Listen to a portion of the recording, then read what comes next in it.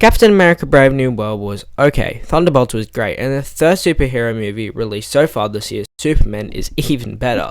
Excellent characters, stories, cinematography, and more create an amazing film that could possibly even earn the title of the best movie of 2025.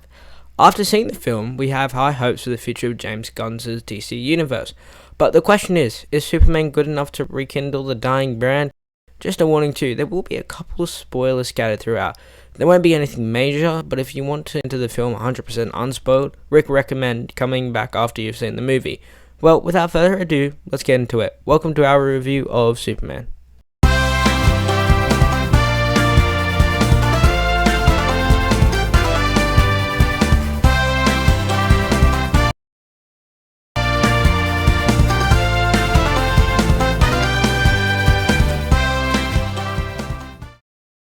Superhero movies are usually either really good or really bad.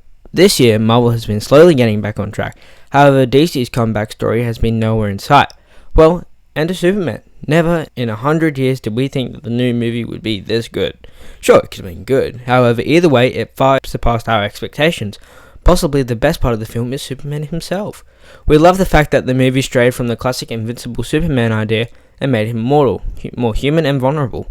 This gave the character unpredictability. He wasn't invincible and we didn't know if he was going to win, meaning suspense was in the air. The alter ego of Superman, or Clark Kent, was present, but certainly not overly prevalent. The movie had a great ratio of Clark and Superman, with the nerdy, awkward version of the hero portrayed perfectly. Also on the topic of characters, Krypto, Superman's dog, was a fun addition to the film. Well, yes, for the most part, he serves as the purpose of comic relief, but he didn't feel super cartoonish, mixing with the live-action format of the film. Either way, he's very cute. Another great part of the film was the addition of the Justice Gang, name subject to change. Guy Gardner, whose quirky design was taken straight out of the comics, is excellently portrayed by Nathan Fillion, and absolutely hilarious. If Superman or Krypto aren't the best parts of the film, Lex Luthor is. In most movies, when a character is being evil for the sake of being evil, that would usually be a drawback. But in some universes, namely the DC universe, this works perfectly. We loved how Lex felt like he was straight out of the comics, hence his malicious tendencies. There is no way to describe him but an amazing villain. Nicholas Hoult was the perfect actor for the character, with an impeccable performance that stole every scene that he was in. Hoult was not the only standout performance, however, as David Cornsweet too acted Superman excellently. Another thing we loved about Superman was that it felt like a comic. Everything from the characters to the color grading gave it a wonderful comic-esque feel. Like many comics too, the movie doesn't take itself too seriously either and is very lighthearted, with many hilarious moments scattered throughout, such as Lex Luthor using monkeys to write hate speech online towards Superman.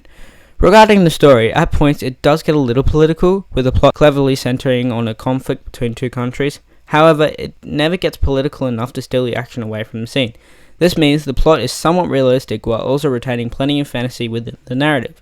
On top of this, there is a lot going on and there are many subplots. Don't fear though, as everything will be explained and the main story always has the most focus. The film has a very fast pace, fitting of an action film. For the most part, it retains a constant speed and keeps everything easy to understand, with only a couple of instances where the timescale had to be changed for the story's sake. While the narrative itself doesn't focus on Superman's origin story, it briefly touches on it at the beginning for those that don't know it. This means that if you're someone who haven't heard the hero's backstory, you don't need to worry. The music, while it's not something we usually talk about in our reviews, was simply outstanding in Superman. The blending of the original John Williams score with a more modern take done by John Murphy was amazing, and it perfectly fit the vintage/modern feel the movie seems to be going for. So, should you watch Superman? If it wasn't already obvious, yes, absolutely.